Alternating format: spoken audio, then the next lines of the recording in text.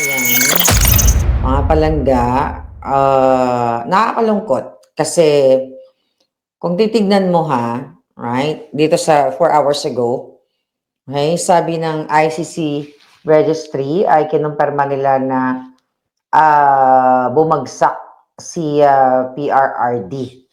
Although, mga kababayan, inamin nila, ang question ko, ano yung ginawa I mean, I'm not sure ha kung aware ba si Kaufman nung siya ay bago siya sinipa, as counsel ni PRRD. Alam naman natin na si PRRD bago pa pumasok ay talagang mahina na talaga. Kaso lang, kung yung ganitong may report na pala na remember I think si Spokes Harry ang unang, mayroong vlog si Spokes Harry or maybe ako sa dami na information. Well, for sure si Spokes Harry na may nagsabi na talagang ilang beses bumagsak si PRRD. 'Di ba? I-deny nila yun, hindi nila sinabi, ang sinasabi doon is parang check up lang, lumabas si PRRD, check up lang siya, that was last year. So ngayon, mga kababayan, although inamin nila, kinonfirm nila na natumba si PRRD because syempre matanda na, old age na, frail na. Nakita nyo naman sa signature. So sinasabi nila dito na rare occasion lang daw. O meaning, hindi naman madalas mangyari. 'Di ba? Rare occasions. Okay, occasion. So plural yun eh. 'Di ba? Kung isang beses lang. Pero sinabi mong rare occasions, hindi lang isa, dalawa, tatlo, apat. Di ba? So ngayon, mga kababayan, sinasabi nila dito sa report na wala naman daw na i-record within 30 days. Kita ninyo kung gaano ka demonyo itong ICC. Alam naman natin na nagsabuatan yan sila sa Bangag administration, right? So wala namang 30 days na, within 30 days naman, hindi naman recorded or reported na si Pangulong Duterte ay bumagsak. Struggling to get traffic? You're missing out on the world's most powerful platform, TikTok. Spend 60,000 Pakistani rupees in TikTok ads credit. No more worrying about na bumagsak. Mga kababayan, the moment na ang isang pasyente ay fall risk, di ba? Base sa kanyang age, sa kanyang kondisyon, ibig sabihin, kailangan niya talaga, mga kababayan, dapat na may bedside care yan, caregiver or nurse. Di ba? Ako, dito sa Amerika, okay, ang aming pinagkikitaan ay elderly clients or elderly patient. Kapag may history na ng fall ang isang pasyente, ibig sabihin kailangan na ng extra care, ng close monitoring sa patient. So anong una-una mong gagawin? So bibigyan mo ng bedside care. Dahil titignan mo yung age, kung may nag-deteriorate na ba yung kanyang edad, mahina na ba talaga yung katawan niya. Pero the fact na may reported na bumagsak si PRRD, ibig sabihin, mga kababayan, kailangan niya talaga ng bedside care. But kasi nga nasa ICC siya, hindi naman pwedeng, I don't know kung ano yung rules nila, pwede ka ba, kung i-allow nila sana na magkaroon ng nurse of his choice. Di ba? Ang daming volunteer nurses na mga Filipino na pwedeng mag-alaga kay PRRD. Hindi lang ako sure dun sa rules kung pwede ba. Let's say, for example, nakikita na nila na, hindi nakikita, reported na, di ba? At least man lang, merong nurse doon na magbantay or kahit na hindi na nurse, caregiver. Kung hindi naman kailangan ng talagang professional hindi naman kailangan talagang nurse. Or, yung katulad dito sa Amerika, yung mga CNA, Certified Nursing Assistant, yung mga ganon, para lang siya bantayan to make sure na hindi siya babagsak. Pero dito sa ICC, mga kababayan, pinapakita nila na aware sila na bumabagsak si PRRD o bumagsak in, you know, who knows kung ilang beses. Kasi mga sinungaling yung mga yan eh. The fact na nakikipagsabuatan sila sa Marcos Bangag administration nung kinidnap nila si PRRD na hindi dinaan sa tamang proseso sa ating bayan, ibig sabihin sindikato talaga itong ICC na to. So aware sila, sinasabi nila na monitor nila, pero according to them, mga kababayan, hindi pa nila kinoconsider, okay, na critical yung situation ni PRRD. Nakita nyo? At hindi ba, kumbaga, stable.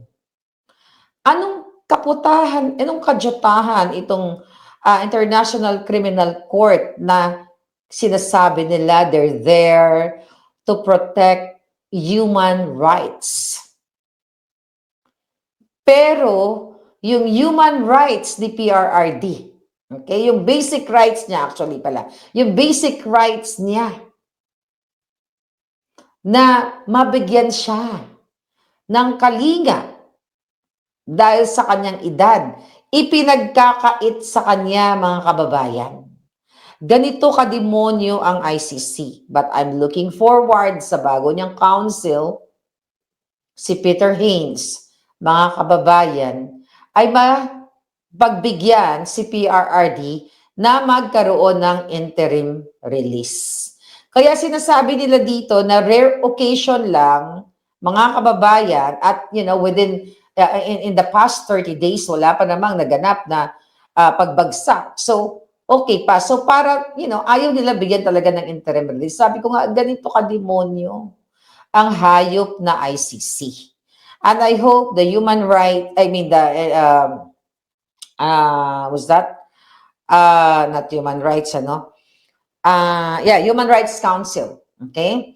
Na kung saan, 'di ba, pinupush nila na bigyan ng investigation ang Bangag administration, ang Pilipinas at ang ICC kung saan nagsabuatan sila nung kinidnap ni Bangag Jr. at ng mga kasabwat niya para ialay si PRRD dito sa ICC.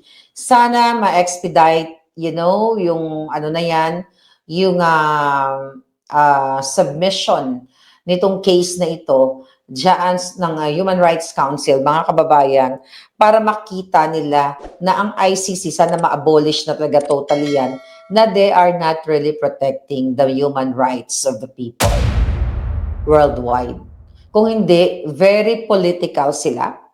Alam naman natin, ang nagpapasweldo sa kanila, mga state members. O sabi ko nga, ilang maleta ang binigay ni Bangag para magsabuatan sila, para ipagkanulo ni Bangag. Ilang maleta ang binigay sa ICC na mga tiwaling officials. Which is, ayan, sabi nga, paulit-ulit na lang na sinabi, may sworn statement, ang 18 brave Marines na ngayon ay kinasuhan na din dahil sa kanilang pag-expose sa pakikipagsabuatan ni Marcos Jr. ni Trillanes ng mga ICC noong dinukot nila si PRRD.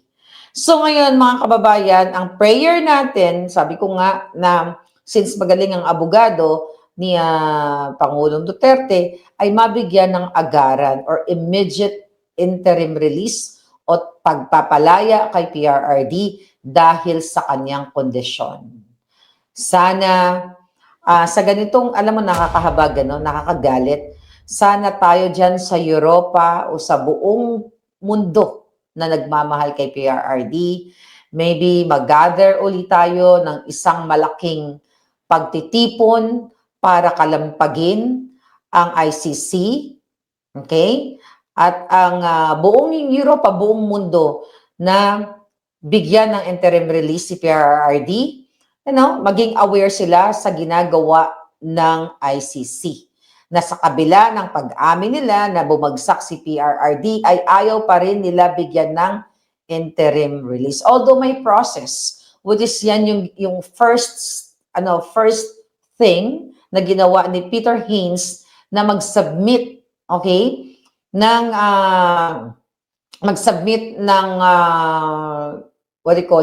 ng documents para i-review ang mental status, physical, psychological, lahat ng kondisyon ni PRRD. I can't wait for that, documents na mabalangkas nila at talagang mabigyan si PRRD. Kasi isa ito sa isa ito talaga sa pwedeng maging grounds, I mean, not grounds, yung ebidensya na pwedeng magamit para mapalaya si PRRD, para mabigyan siya ng interim release. So, nalulungkot lang ako kasi, di ba, ang sabi dito, kinonfirm ng ICC na within 30 days, wala pang fall. So, meaning, during Kaufman, okay, I don't know, kinonfirm today lang, di ba? So, parang napakahina mo naman talagang abogado. I'm sorry, kahit wala na si Kaufman. Napakahina mong abogado na hindi mo to nakikita at hindi ka gumawa ng aksyon. Dapat nag-ingay kami. Dapat, dapat sinabi mo to sa amin, sa aming mga supporters na nagmamahal kay PRRD para nabulabog namin ng gusto yung mga jutang na dyan sa ICC. Sobra ang kahayupan ng Bangag administration ito. Alam natin na itong kidnapping na ginagawa nila kay PRRD, isa itong isa sa mga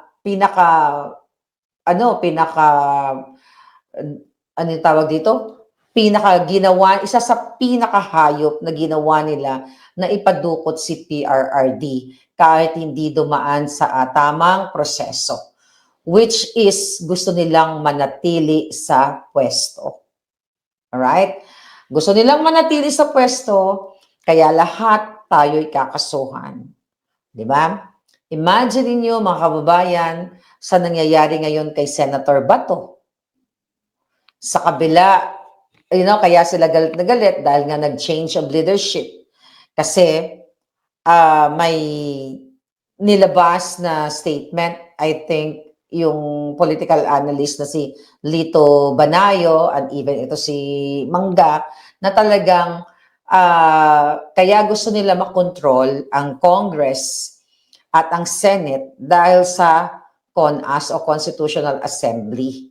Kasi remember, hindi umeffect ang kanilang CHA, di ba? Yung charter change nila na sinimula noong I think 2024 ng December, 'di ba? Yung nag-hire sila ng mga mga bayaran doon na pinapirma nila ang mga constituents ng mga kasabwat nilang maletas kongresistas sa ngalan ng mali-maletang pera. I think kung natatandaan niyo, I think 3 million ba? Natatandaan niyo ba kung magkano yung amount na binayad sa bawat kongresista? Was it 3 million? I forget the numbers kasi medyo 4 a.m. na, kagagaling ko lang sa katatapos ng birthday party, kaya medyo anyway. Was it 3 million per district? Yung ginawa ng Bangag administration na binayaran ang bawat kongresistas o bawat maleta kongresista para magbayad ng mga constituent nila para pumirma dito sa charter change na ito. Kung nakafollow kayo sa vlog ko, 2023 pa lang, sinasabi ko na ito sa inyo na ang plano ni Lisa Tanas ni Bangag administration, maliban sa pagnanakaw, smuggling, hoarding, kidnapping, panggigipit sa mga vloggers kay Pangulong Duterte, ay manatili sila sa pwesto. By hook or by crook, whatever means, Constitutional Assembly, di ba? Kung ano man kung ano man ang way na pwede nilang manatili si Bangag, di ba? Through what? Term extension, doon sa mga kongresista at sa mga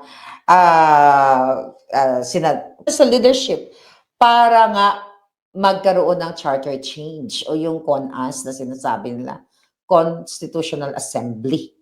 Now, dahil hindi nila akalain nung araw, May 11, historical day, na bumoto, na nakarating si Senator Bato, nagtatatakbo para makuha yung leadership. Kaya naman, gigil na gigil sila, mga palangga, na dukutin si Bato.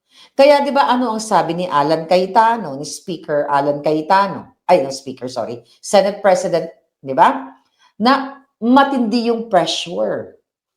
Kasi nga itong si itong si oligarch kinakausap siya, pinapangakuan siya na siya ang gagawing maging presidente sa 2028. Hindi naman siguro tanga si Alan Cayetano para maniwala dito. Alan Cayetano, at ako sa nakikita ko ngayon, hindi na gagawin ni Alan yan, di ba? At itong nila Pia Cayetano. Alam ko na nakikita nila yung kaputahan ng Marcos administration. So, since yesterday, na lumabas nga itong denial ng TRO, kaya nag-release itong si Department of Justice, di ba? Department of Justice Secretary, na tugisin si Bato at ang kung sino man daw ang nagtatago o tumutulong kay Bato sa kanyang pagtago, mga kababayan, ay mananagot. Ganito sila kahayop. Si Senator Bato ay walang kaso, walang conviction sa Pilipinas. Kaya ang ginagawa nila talagang kikidnapin si Senator Bato. Kaya sabi ko, alam nyo, masahol pa ang mga taksil, ang mga traidor ngayong panahon kumpara ng mga panahon ni Bonifacio. Yan ang katotohanan. Talagang sariling Pilipino sa Pilipino. 'Di ba? Kapatid sa kapatid, laman sa laman, sila-sila ang naglalaban doon sa kanta ng Asin o Asin, 'di ba? So ipagkakanulo talaga si Senator Bato. Ganito ka bitter ang Bangag administration kasi nga gusto nilang tuloy-tuloy ang pamumuno ng Adictus Benedictus para hindi sila maparusahan at hindi niyo makita, taong bayan, kung gaano na karami ang ninakaw nila. Siyempre, pag nag-change of government sa 2028, iimbestigahan yan kung gaano karami ang ninakaw nila at pananagutin sila. Kaya takot ang mga putang inang Bangag administration. Kaya ganun na lang ang kanilang gigil at talagang gusto talaga nilang si Senator Bato, mga kababayan, hindi ko pala na ano to, dahil lang. Okay, nadamputin ngayon. Pero mo abalang-abala sila. Okay, wait. Abalang-abala sila, nahuhuliin si Senator Bato. Kasi nga, yun, gigil na gigil sila eh. Right? Gigil na gigil sila at talagang kailangan makaganti sila kay Bato. Kaya sabi ko kay Senator Bato, mag-ano ka dyan, mag-ingat ka. Okay, pakinggan lang natin to. Ito sinabi ni Banayo. There was a meeting at the new center of political gravity in this country, which is a casino resort hotel facing Manila Bay. Present were the Speaker of the House, Speaker Boji D, one of his deputy speakers. Then there was Senate President, or former Senate President Tito Soto, along with the Secretary of the Senate, Dong Mendoza. And what was discussed, what was on the table, was the move to constitute a constituent assembly to amend the constitution. And apparently, from my source, it was the timetable is immediately or maybe after the SONA. Both the House and the Senate After the SONA. was term extension for senators who will face re-election in 2028. So 3-year term extension, and term extension for congressmen who will have to run in 2028. Pardon me if I do not mention who gave me that information because he was there. But if the Senate President or the Speaker deny that this meeting happened, then I will be forced to say to reveal who my source is. Ayan, narinig nyo, di ba? Narinig nyo, di ba? So talagang ganun ang kanilang gagawin, mga kababayan. Kaya ngayon, ang order nila ngayon ay ang kanilang direktiba na talagang arestuhin si Senator Bato. Ganito kademonyo ang sindikato. Hindi niyo ba napapansin? Yung nambugbog na NBI agents na pinagtulungan ang Sergeant at Arms yung tawag sa kanila, mga security doon sa Senate na binugbog nila. Nakita ninyo? Ayaw imbestigahan, ayaw panagutin, ayaw kasuhan ng NBI. Pero ang mga vloggers, pero si Aplaska, mabilis pa sa alas 4 ang kaso. Kasi sindikato ang gobyerno. Tandaan ninyo, ang inaakto ng DOJ, ng Ombudsman, ng DILG, ng PNP, kung ano ang inuutos ni Bangag at ni Liza Canas. Kasi, yun ang nag-appoint sa kanila. So kahit pakainin sila ng tae ni Bangag, kakain sila sa ngalan ng mali-maleta. Yes, sabi ni T-Rex, nakakagigil talaga.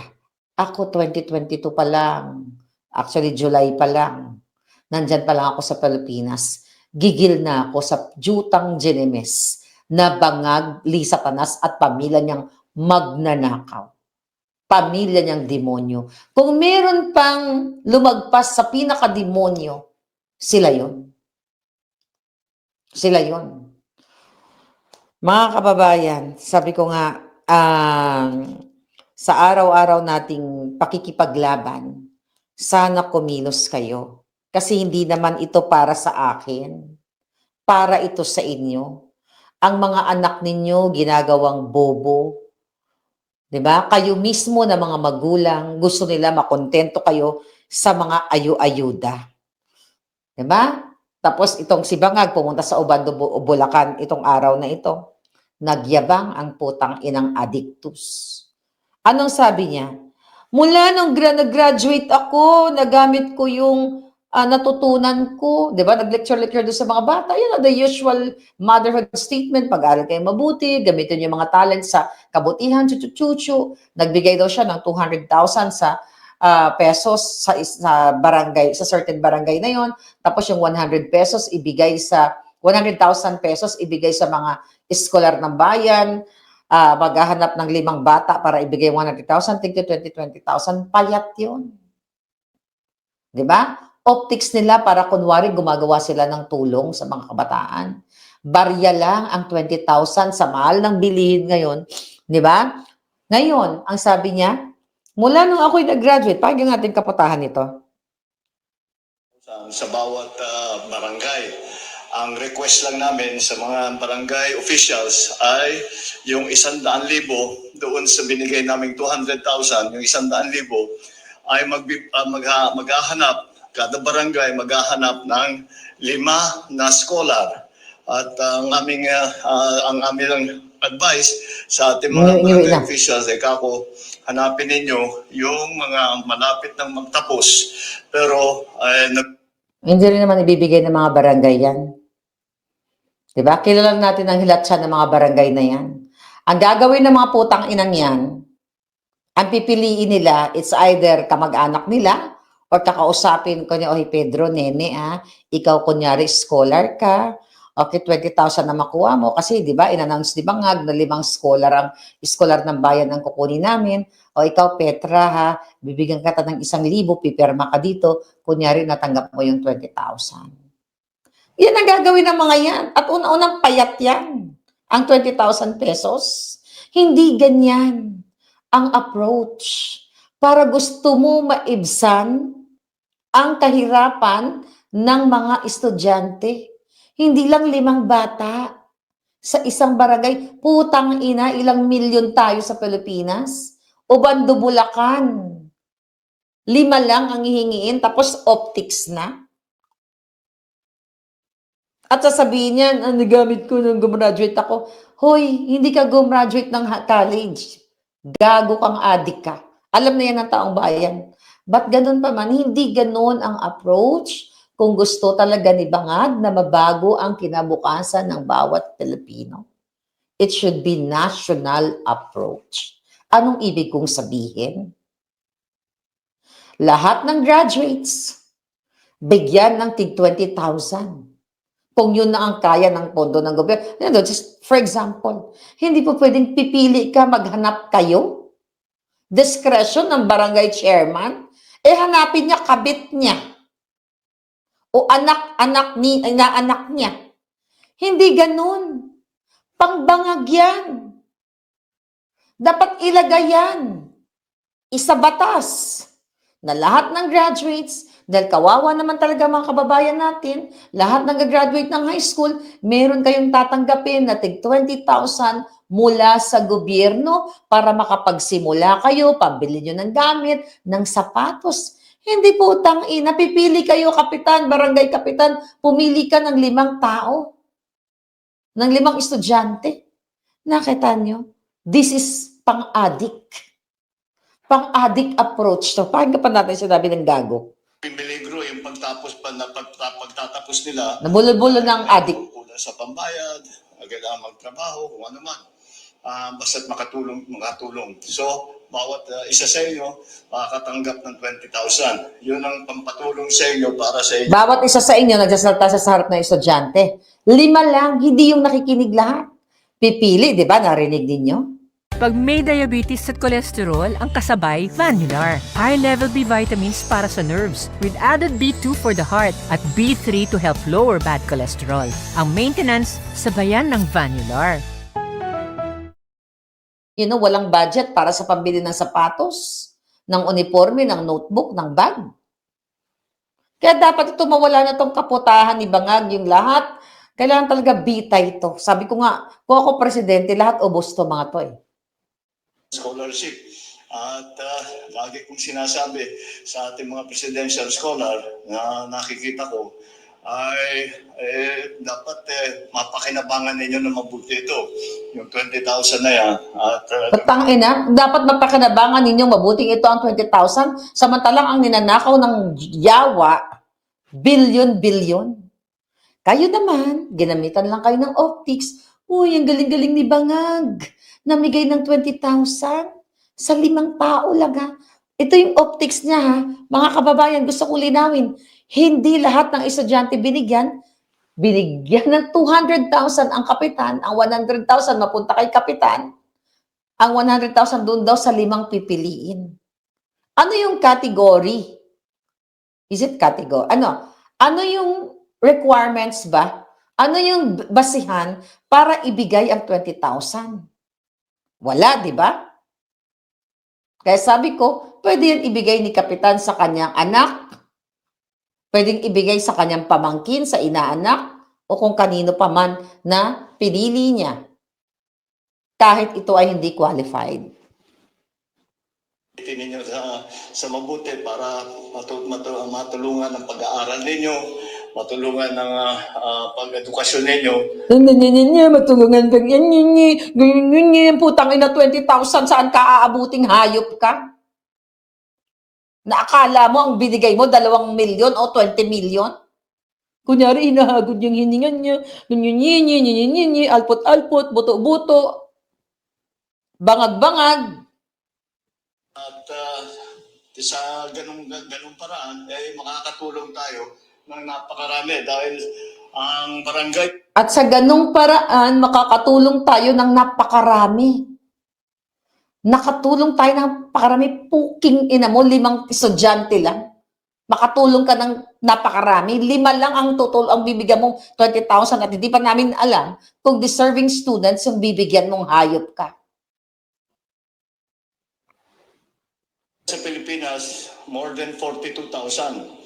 Kaya kung kada barangay, makakakuha tayo ng 5, more than Dahil lang, 200. back up ko lang kung sinabi niya. Tulong tayo ng napakarami dahil ang barangay sa Pilipinas, more than 42,000. 42,000. Kaya kung kada barangay, makakakuha tayo ng 5, more than 210 plus thousand ang Okay. So 42,000. Okay? tulungan natin. Para sa akin, napakahalaga. Napakahalaga, yun lang ang matutulungan mo. At hindi pa na natin alam, sure, kung deserving students ang bibigyan. Paano yung iba? Kaya sabi ko, pangbangag approach to. Kung gusto niyang tulungan, yung budget sa education, Ang budget sa DSWD, yun ang ibigay sa mga estudyante. Bibigyan ng lahat ng mga graduating students kung yun lang ang gusto niyang bibigyan. Pero dahil ninanakaw ng hayop, optics lang ang gagawin nila. Di ba? Mga kababayan, okay? Anong sinasabi ng hayop na to? Teka. Magkano sabi niya? 5 lang, no? Okay? Okay, 210,000 students daw. 210,000 lang ba ang student? At isang beses na lang pagbibigyan yun.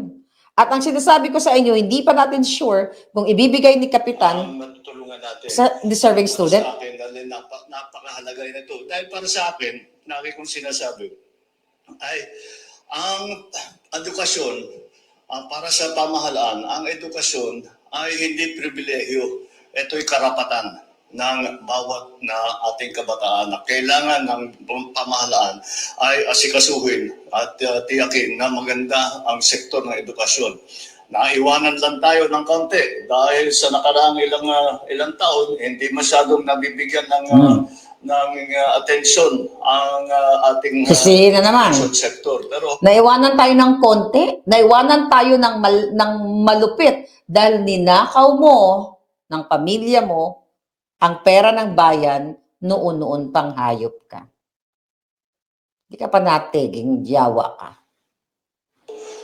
ngayon, dahil sa aking paniniwala na ito nga ay karapatan ng bawat sa ating kabataan na sinong gusto mag-aral, kailangan meron silang paaralan, meron silang paraan upang makapag-aral na mabuti at maganda ang magiging instruction sa kanila. Kaya namin binuo itong programa na ito.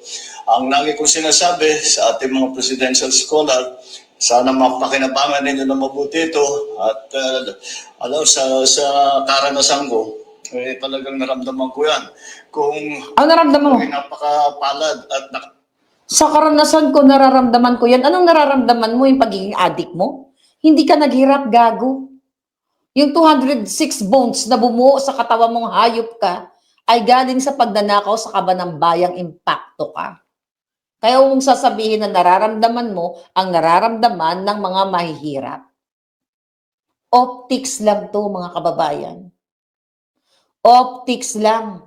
At ipapaputol ko ang liig ni Satanas at liig nilang lahat kung ibibigay itong perang ito sa deserving students. Hindi yan ibibigay ng mga kapitan. Hindi lahat. But majority, hindi yan ibibigay. Kasi wala namang guidelines talaga kung kanino ibibigay. Sinabi niya kanina, pumili kayo mga kapitan, inatas na dun sa kapitan.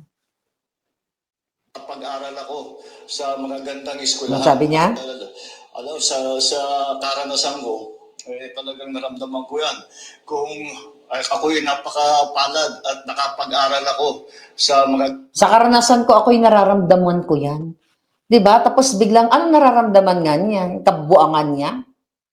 Tapos ako, mapalad ako, sabi niya. Gandang eskwelahan. At sa buong buhay ko, mula nung nag-graduate ako, Sa buong buhay ko. nagagamit ko talaga yung natutunan ko.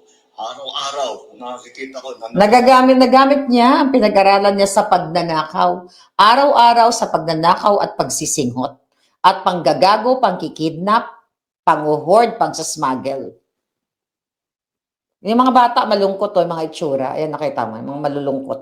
Kaya Mga nuuto. ito'y biyaya na binibigay sa inyo para kayo ay magtapos at maging maganda yung training ninyo, marami kayong alam. At ito'y habang buhay. Hindi na itong kayamanan na ito. Ang isang edukasyon, ang kayamanan ay kayamanan yan. Hindi na itong kayamanan ito. Yung kayamanan yan. Ay, manyeta, wala kasi ako sa sarili kong bahay, kaya hindi ako makapagsigaw-sigaw, putang inang ito. Baka magising ang mga kapitbahay. Ang kayamanan yan, oh my God. kukuha sa iyo yan, hindi na malulusaw yan, hindi maaagaw yan, hindi Tama. Pero ang kayamanan ng bayan ay ninanakaw mong hayop ka. Buhay pa ba to? Sana pagising natin bukas, headline na siya. Bangag. Tumulo ang dugo, patay. Dapat mga ganong headline. Bangag, na overdose sa pulburon, gurgur. Sobra kasi sinungalingan ng hayop na to. Ikaw bangag, ha? Ferdinand Bongbong Marcos Singhot, bangag. Putang ina mo, isinusumpa kita na sana matapos na ang kabudulan mong hayop ka. Isama mo si Satanas dahil kayo ay kidnapper, magnanakaw, singhoter, sinungaling, fake news, lahat na, lahat na. Yan, habang buhay kayo, nandyan, nasa sa inyo yan at magagamit ninyo para pagandahin ang inyong mga buhay, para pagandahin ang buhay ng mga pamilya ninyo. Putang inan to, 20,000 nang binigay sa 5 ka-estudyante. Ang dami nang sinasabi. Bangag talaga to, ano? Sabi ni Jansby, hindi malulusaw kasi ang utak mo bangag ang lusaw. Oo nga, lusaw na kung anong pinagsasabi. Pagya pa nga natin to. Asarin, buwisitin natin. At saka yung mga community ninyo. Kaya mag-aral kayo na mabuti, study hard, work hard, at makikita natin napakaganda ang magiging tulong. Ang hilig niya mag-ganon-ganon. Para kunyari, magaling siya kumukumpas-kumpas. Yun lang, papaliwanag ko lang yung programa natin. At sana, ay, kagaya ng sabi ko, mabalikan ko kayo pagka may hawak na kayong diploma. Sige, good luck sa inyo. At Good luck. O, pili na. Ay, ako pala yun. Sumasayaw-sayaw. So anyway, mga kababayan, lahat yun optics. Lahat kasinungalingan, puro kayabangan, puro kidnapan lang ang gagawin sa atin. Hindi ako nawawalan ng pag-asa na sana dumating ang bukas na pantay na ang paa niya. Sabi nila, masama daw magdasal sa Diyos. Okay? Hindi naman ang Diyos kukuha sa kanya, kapwa niya demonyo, di ba? Sana dumating ang araw, di ba, na matapos na tong problema natin. Kasi yung lahat ng mga lumalaban, lahat ng mga katulad ni Aplaska, na isa sa dahilan kung bakit nawala yung tanimbala sa Pilipinas, ayan, kakasuhan. Tayo kakasuhan. Lahat kayo. Di ba? Yun ang ipagdasal natin. Ipagdasal natin sa superpower. Okay? Wag na sa Diyos. Sabi mo lang sa superpower. Sa super, superpower whoever. Okay? Doon na, na pumantay na ang paa nila. Sobra na eh. Lahat na maos na ako dito sa pamumura sa mga yawa na to. Hindi naman masama magdasal na mawala na sila sa mundong ito at mapagbayaran nila. Kasi sabi ko nga, kung ang dinadasal mo ay taong walang kasalanan, na maayos, inosente, kasalanan sa Diyos yan na nagdadasal ka. Pero kung demonyo naman ang ipagdasal mo, demonyo, magnanakaw, kidnapper, tsoktsakkero, lahat na. Ikaw, Marcos Jr., balang araw, hindi mo masabi na isa sa mga tao sa likod mo ang magpapapantay ng paa mo. Ako, dinadasal ko yan. Dinadasal ko na manindigan, okay, ang taong bayan na matapos na kayo lahat. Dinadasal ko na sana mabulunan ka sa kalalaklak mo ng pulburon. Dinadasal ko sa mga militaring supot na sana magpatuloy na kayong mga duwag at manindigan kayo, ipagtanggol nyo ang taong bayan. Ginagago na kayo, isinabi na, di ba, inilabas na ang authenticated addictus pulboronic. Sinabi din ni Amy Marcos, nakikita nyo na yung niwi ni Bangag, yung maganon-ganon. Lahat na lang ng kaputahan. But only God will judge and terminate sa lahat ng mga adik. Hindi ako. Kahit naman sabi natin dito, ganyan-ganyan. Kapag hindi pa inadya ng langit, hindi rin mangyayari. But I hope, iadya na ng langit na tumapang ang taong bayan at manindigan at tapusin na ang lahat ng kalaban ng bayan. Wala eh. Mas mabuti pa nga talaga kayong sabi ko, kung meron ng sanang sasakop sa inyo, pasakop na lang kayo sa China. Saan nyo ba gusto, sa China o sa Amerika? Diba? Kaya magdasal kayo sa pinaka ano, yeah. Well, kasi mga palangga sobra na yung ginagawa nila, eh. Ang sabi ni Bagang, "Hindi namin papaano, hindi tayo sasapi sa ICC, naku may soberanya tayo. Hindi namin papakuha si Bato kasi meron tayong proseso." Ngayon, nagkakandara pa sila na hanapin si Bato. Kaya Senator Bato, 'wag mong ilalabas ang ulo mo. Kaya kayo diyan sa Pilipinas, maawa kayo sa buhay ninyo. Magpabudol kayo hangga't gusto ninyo. Sabi ni Shawi Adventures, ang dami kasing bayaran. Okay? Sa Amerika na lang daw o sa Japan daw, sabi ni Kate Watson, magpasako. Or sa Europe, gusto niya maging British colony kayo para maging British accent kayo, mga palangga. Yes, Vega, Lord is the highest power of all, second to none. Yesterday once more. Yan, wala naman na kayo. Pero, malay mo, meron pang isang superpower dyan na hindi natin alam, may mga agimat na lipulin silang lahat, di ba? Na iba to yung isang patay silang lahat, di ba? Eh di, tapos na. Hindi man masama mag-wish, di ba? Yes, hindi naman talaga masama mag-wish. Wish lang naman. Malay mo, magkatotoo yung mga wish natin. Kasi di ba, muntik na yung mga Gorgor Sibangan, 2023 pa lang. Hindi sila forever. Naniniwala ako na darating ang panahon, sooner, matatapos din yung history ng mga bangag na yan. Huwag kayong tumigil sa kasusuporta para sa katotohanan. Huwag nating iwanan si Inday Sara, si PRRD. Mag-usap-usap tayo sa Europa. Ang dami natin yan. Kakilala ko na halos lahat ng mga grupo sa Europe. Kung pwede kalampagin natin ang ICC sa ginagawa nilang pagsikreto o ayaw nilang bigyan ng interim release si PRRD kahit na si PRRD ay ilang beses na bumagsak. I wish I can do something. I wish may biglang angel na pumunta sa Hague at bitbitin na si PRRD at lumipad-lipad para magkaroon siya ng kalayaan. Wishful thinking ko lang naman yan. So yun lang muna, magandang umaga mula dito sa California. Kanilang mga strings, no, mga sinulid ba, no? Mga gawad sa kanilang mga puppet, nakikitang-kita po, malinaw po.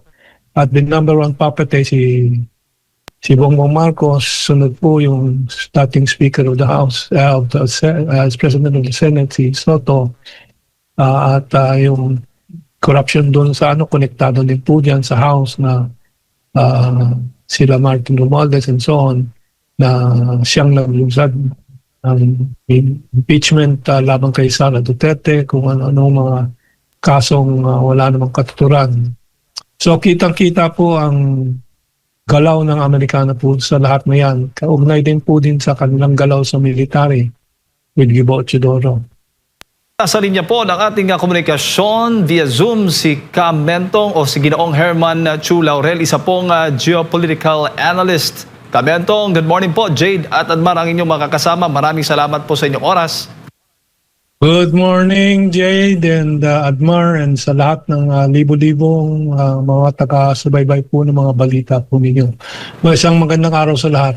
Opo, Kamentong, paano ho ba ninyo? Kamakailan ay bumisita nga itong si US President Donald Trump dyan po sa China. Paano ho ba ninyo tinitingnan itong state visit ni Trump dyan? Matapos ang, kung hindi ako nagkakamali, halos siyam na taon ata mula nung huli niyang pagbisita dyan noong 2017. That's right. At ito po ay aking masasabi po dito ay ito ay performative theatrics po.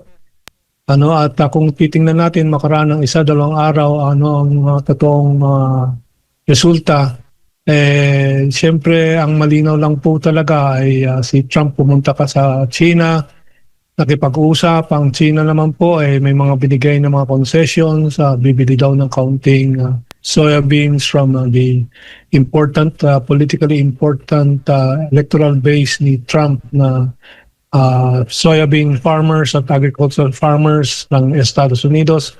At yung inanunsyo ni Trump na 200 Boeing airplanes daw na bibili ng China na wala naman pong konfirmasyon hanggang ngayon ng China. Doon sa Taiwan issue, isang mahalagang sinabi po ni Trump sa interview niya sa Fox News, makaraan ng bisita niya kay President Xi Jinping ay nagbabala siya sa Taiwan tungkol sa mga posibilidad ng masasabing tungkol sa independence at yan po ay kanyang binabalaan. At yan po ay nagkalat po ng pag-aalala sa ibang mga so-called allies ng Estados Unidos tulad ng Japan in particular at of course sa Pilipinas. No? So yun ang assessment ko. It was the main objective of Trump was to bring some good news to the US electorate kasi po parating na po ang midterm elections at medyo masama talagang survey po ng Republican Party at ni Presidente Trump. Ano? At meron siyang naipakitang mga purchases ng China. So, yan po ay baka makatulong sa kanyang electoral chances. But actually, makaraan ng 2-3 araw, nakikita po natin tuloy po ang arms sales na ilang bilyon sa Taiwan ng Amerika. So, yun ay hindi naman positibo po para sa kapayapaan po sa rehiyon po natin. Tuloy po ang tutuligsa ng Estados Unidos sa hindi naman pagtutuligsa kundi paghahanda po sa lilikha ng tensyon sa rehiyon po natin through the Philippines and Japan. Tuloy po ang pag-udyok ng Estados Unidos sa neo-militarization ng Japan. So lahat ng nakikita po natin sa makaraan na hindi po napapag-usapan ay patuloy pa rin po yung stratehiyang hegemony po ng Estados Unidos at bumibili lang ng oras, no? Buying time ng Estados Unidos para ihanda po ang sarili niya para sa pagbabalik po ng hegemony nila o control nila sa buong mundo kasakop ang Asia. Sa kabila nga po ng mga hidwaan, Kamentong, ay inilarawan ni US President Trump ang kanilang relasyon with China na napakalakas at tinawag pa nga niyang kaibigan itong si Chinese President Xi Jinping. Yes, well, tuwing natatawag po niya at nakakabisita po siya sa China, tatawagin niya ang kaibigan ng China tapos nung unang bisita po niya, nag-trade war. And sinundan pa niya ng pangalawang termino niya ng second trade war or tariff war. So dito sa politiko ng Estados Unidos, wala po tayong maasahan sa mga sinasabi. Ika nga, look at what they do, not what they say. So ano ang aksyon ng Amerika, yun ang tingnan po natin. Kaya po naghintay tayo ng 1-2 araw para makita po kung anong follow through dun sa mga magagandang mga salita ni Trump. Pero ito po ang resulta, tuloy po ang tensyon, tuloy po ang arms sales. At we will have to wait and see what the next will be. Pero ano ho ba dapat ang magiging reaksyon din po ng Pilipinas sa Marcos administration na kaugnay nga dito? Kasi alam naman natin, kilalang kaalyado ang Pilipinas ng Amerika ngayon at kontra naman sa China. Well, ang balita ngayon sa mga pahayagan, the past 24 hours ay bago ang mga na-anunsyo na headline tungkol sa sinasabi ni Bongbong Marcos. Number one, unang sabi na at unang mga nauulat sa mga headline, hindi makikialam ang Pilipinas sa anumang mangyari sa Taiwan. Pero the next second, the next hour, sasabihin po niya, mako-quote po siya, mga headline po siya na magsasabi na hindi tayo makakaiwas na makialam, maapektuhan, masabak po diyan sa problema ng Taiwan kung may mangyaring matindi diyan. So wala pong isang salita. Pero malinaw po, again, not what they say but what they do. Anong ginagawa po ng Pilipinas? Pinagpapatuloy po ang pagpapalawak ng kolaborasyon sa Amerika sa balikatan military exercises. Pinapagpatuloy ang pagdating po ng mga warships na segunda mano galing sa Japan. Pinapagpatuloy po ang pagdadami, pagkakabuti, if may say so, ng mga US military bases and their extension sa Pilipinas na covered na po halos buong Pilipinas. Oil depot sa Davao, ammunition depot sa Subic, aside from the 9 bases, radar stations, magpapalipad po ng missile mula Leyte na hindi na sa civilian airport at papasabugin sa Laon, Nueva Ecija. Lahat pong mga senyales tungo doon sa paghahanda po sa proxy war po ay nandidiyan. And so, let us look at what they do and not what they say. Masasabak talaga po ang Pilipinas tulad ng mga Gulf states sa Middle East po dahil po may base militar po tayo, dahil po tayo ay collaborating with the Pax Silica na ang latest po ay nagpirmahan at ito'y hindi nabibigyan ng immunity kasi po hadlang po sa ang constitution natin diyan. But maraming questions pa rin po na negatibong epekto po sa atin. Ang isang AI na gustong data center na nasasabi po ng Amerikano na itatayo po nila diyan ay isang data center lang AI kumukonsumo ng 5 milyong galon na tubig isang araw. So yan po ay maapektuhan ng buong probinsya ng Tarlac at baka pati Pampanga masali po diyan. So napakaraming mga issue tungkol sa kolaborasyon with the United States at pati po ang kaguluhan sa Senado konektado po diyan. Dahil po pinipigilan talaga ng Estados Unidos na maka-alpas po ang Pilipinas sa karne-kala po nila, sa sakal po nila. Pinipigilan po ang pagbabalik po ng independent foreign policy sa pamamagitan ni maaaring maging Presidenteng Sara Duterte. At yan po ay isang major issue dyan sa Senate drama po at medyo nadulas po ang Amerikano po diyan dito sa pagtanggal kay Soto at pagbabalik po ng mga independent senators diyan sa posisyon sa Senado. So all that is connected because again, what they do and not what they say. Tuloy-tuloy po ang paghahanda po ng Estados Unidos ng proxy war dito sa Asia. Kasi gusto po ng Estados Unidos pigilan po ang pagbangon po ng Asia dahil po pangunahing rehiyon na po sa ekonomiya, development, innovation ng Asia. Of course, nakasentro sa China kaya anti-China ang target nila talaga. Wala daw inanunsyong pinal na permanenteng kasunduan din po dyan pala sa pagkikita ng dalawang leader, Kamentong. Maituturing ho ba ninyo itong failure or bahagi po ng mas mahabang negosasyon sa pagitan ng China at Amerika? Bagamat sinabi naman na maituturing ng magkabilang panig na isang matagumpay yung dialogo. Well, ayon kay ancient Chinese General Sun Tzu, winning the war without fighting. O kaya dun sa quotation galing kay Abraham Lincoln, kung yung aking kaaway ay maging kaibigan, di nanalo na tayo. Yun ang sabi ni Abraham Lincoln. Yung po ang strategiya po ng China, winning the war without fighting. At inaakit po ang Estados Unidos na makipag-usap, co-management ng mundo, and so on. Pero tuloy-tuloy po ang development nila ng military technology nila. Alam po ninyo this is the era of drone warfare. At sa kasalukuyan, wala pang gera, ang production po ng China ng drone ay 1 million units isang taon. Yan ang kapasidad po ng China kung i-shift yan sa military use, overnight, 1 million po ang magagawa po na drone taon-taon ng China para sa gera. But at the same time, hindi po nagsasalita ng agresibo ang China. Handa lang sila ng handa.